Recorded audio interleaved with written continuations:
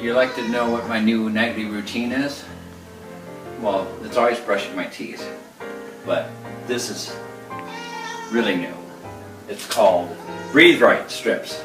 And what I do is, as soon as I get done brushing my teeth, I grab one of these strips and I take the adhesive off, the strip off the back, and I'll stick it right on my bridge of my nose and press down. And I'll hold it for like about 3 seconds just to make sure that the glue sticks to my nose. Then I'll let go, and voila. And I can breathe right all night long. It actually opens up the passages right through my nasal passages, and I'm able to really sleep at night. So that's it. Maybe that might help you if you have problems with snoring and lack of sleep. You might just need one of these every night. Bye.